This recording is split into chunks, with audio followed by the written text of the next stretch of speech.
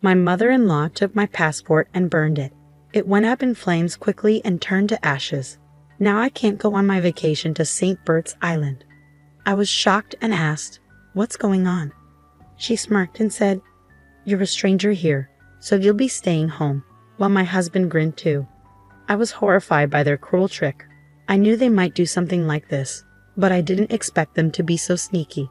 They looked pleased with themselves and even laughed in a nasty way. Then I told them who I really am. My name is Tyra, I'm 29, and I study linguistics at university. Since graduating, I've been learning about different languages and cultures and sharing what I know. My organization sends me on trips abroad, and when that happens, I'm gone for a few months.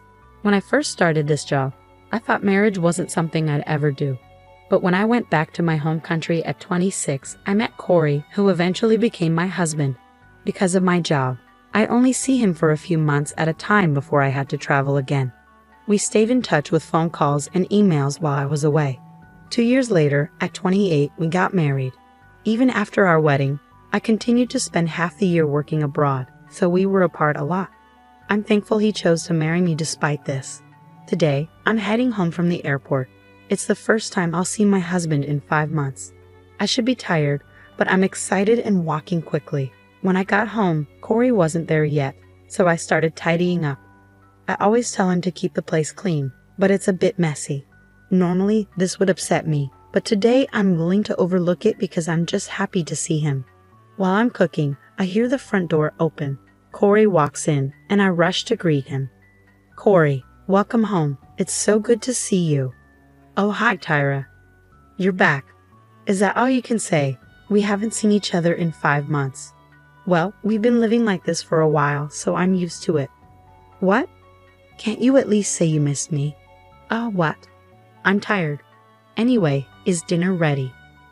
"Yeah, I just finished cooking. Let's eat." Eating with my husband after so many months feels like the best meal ever. Normally, I'd be happy with just this, but today feels a bit different. "Hey Corey, why do you keep staring at your phone?" "What? What's the problem?" "Nothing's wrong, but I'm finally home." "You've been glued to your phone and haven't really talked to me. We've been in touch through calls and emails all this time, haven't we?" "There's nothing new to talk about now." "That might be true, but it's been a long time since we've seen each other like this." "So why?" My frustration with my husband's attitude makes my voice rise. It looks like my comment upset him. He stood up, put his phone on the table, and glared at me. "You know what? You were just on a plane, but I'm exhausted from work." "Got it?" "Hold on. I also jumped on a plane right after work. Didn't you talk to me like that?" "I didn't ask you to do that. You just rushed home on your own." "What? You don't have to say it like that. I missed you. I'm just saying I didn't ask you to come home. If you're going to be like this, don't come back at all. You're being annoying, Tyra." He slammed the table and stormed out of the living room, leaving his dinner untouched. What's wrong with him? Why is he being so cold? I haven't seen him in a long time. Was I the only one excited to see him? What's the point of coming home early if it's like this? Tears fell from my eyes and onto the table. Our reunion was even more disappointing than I had feared. The next day, his attitude didn't improve. When I greeted him with a good morning, he looked at me coldly.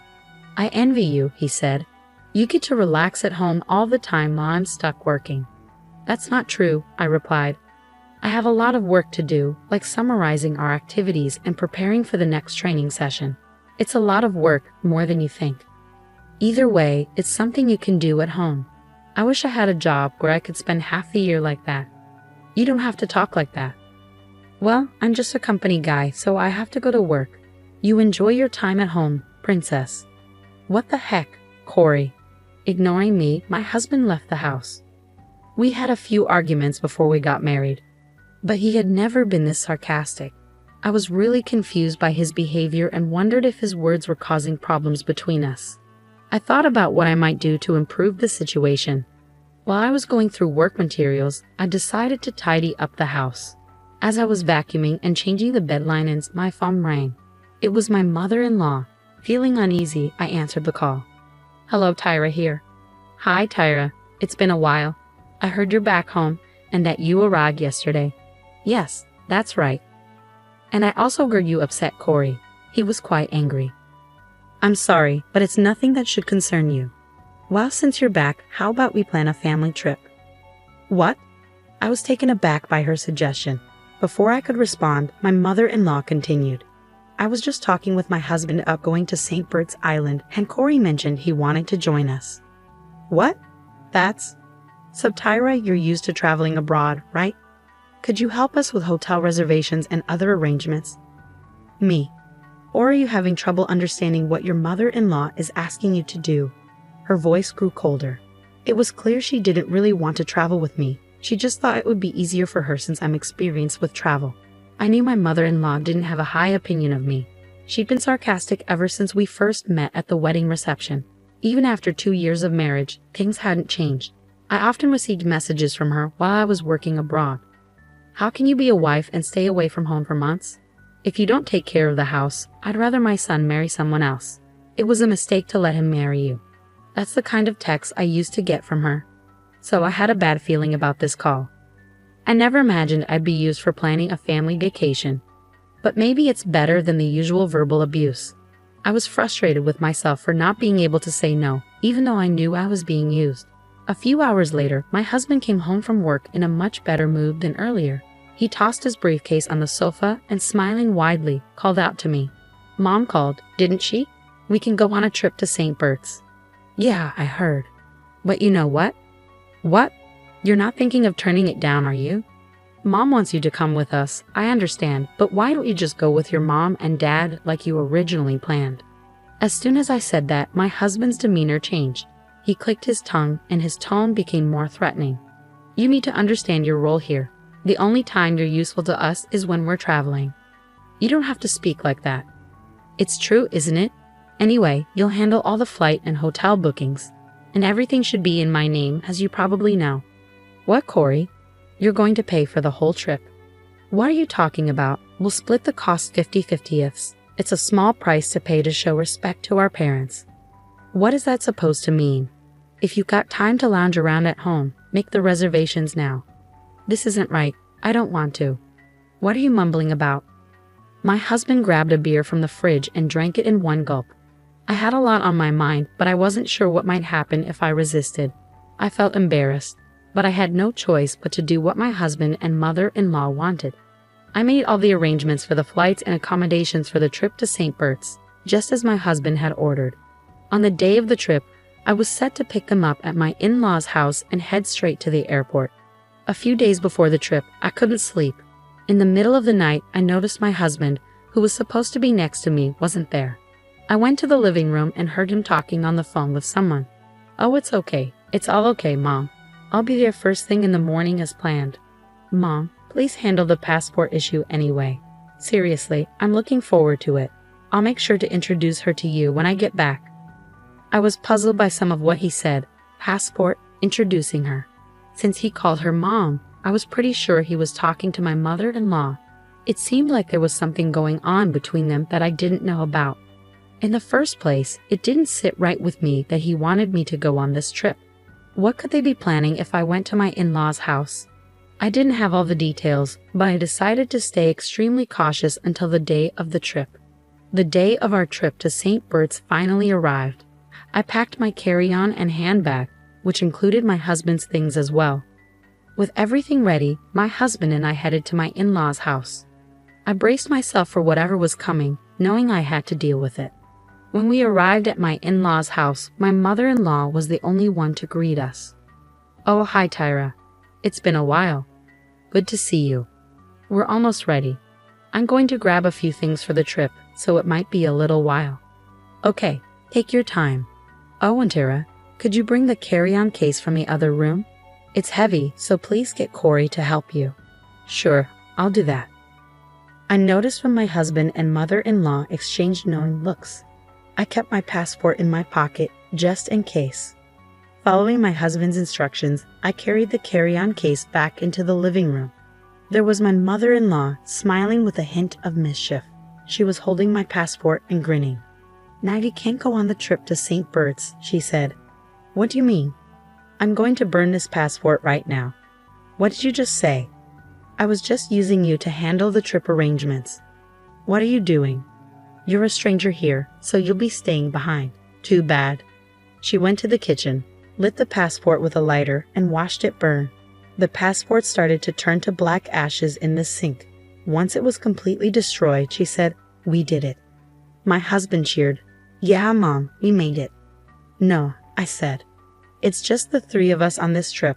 We'll get to meet Corey's new girlfriend when we get back, right?" "Yeah, I've already set that up," my mother-in-law replied. "We don't need this useless woman anymore," my father-in-law said. "You know when something isn't working." He pulled out his cell phone and showed me pictures of himself with another woman, looking pleased with himself. "I'm not divorcing you for the sake of my reputation, but you'll be staying here while we go on our trip. When we get back, I'll move in with her, and you can leave." My mother-in-law laughed mockingly at his words.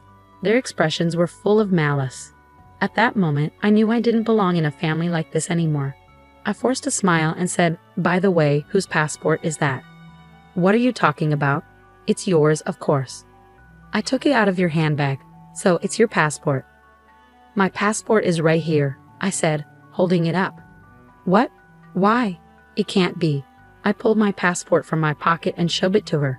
My mother-in-law's face went pale as she stared at me in panic. "That's not possible," she said, her voice trembling. "Yes, it's my passport. See for yourself." It seemed that my mother-in-law had snuck into my handbag and mistakenly thought she'd have found my passport. How could she have burned it without checking properly, especially with her malicious plans? "Whose passport did I burn then?" she asked, her voice quivering. "I guess it was your son's passport that was in there." "So you burned my son's passport?" she asked, horrified. My mother-in-law turned white and began to tremble. My husband, furious, started blaming her. "Mom, what have you done? I told you to be careful. I only found one passport in her handbag. Who would have thought it belonged to me? I don't care. You didn't check properly, and now look what happened. You're saying it's my fault? If you had checked from the start, I wouldn't have made this mistake. What the hell?" Before long, they were blaming each other. I was furious and disgusted by their behavior. "Hey, Tyra, do something," my husband yelled at me, but I was not about to back down. "Seriously, who do you think you are? Telling me what to do. You cheated on me behind my back. How dare you? Both you and your mother are despicable." "Hey, who do you think you're talking to?" "I'm talking to you and your awful mother. Don't think I'm just going to let this slide. You're going to pay me back for the affair and all the nasty things your mother has said to me. Be ready."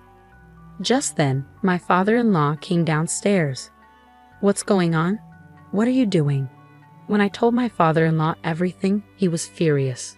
The trip was canceled, my mother-in-law got a divorce, and my husband was disowned by his father and banned from coming home. I consulted a lawyer, and we finalized the divorce. I also demanded alimony from both my ex-husband and ex-mother-in-law. They had to pay the alimony in one lump sum and cover the cost of canceling the trip to St. Bert's. Since they didn't save any money, they had to borrow to cover the alimony. In the end, they managed to repay everything by borrowing funds. Now my ex-husband lives with his mother and it looks like they are struggling financially. He was also dumped by the woman he had an affair with. As for me, I used the alimony money to move into a condo and enjoy living alone. After all the cheating and mistreatment, I went through many difficulties, but now I'm free and loving life. I plan to continue traveling, learning about different cultures, and sharing my experiences with the world. Thank you for watching. If you enjoyed the story, please subscribe to our channel. See you in the next video.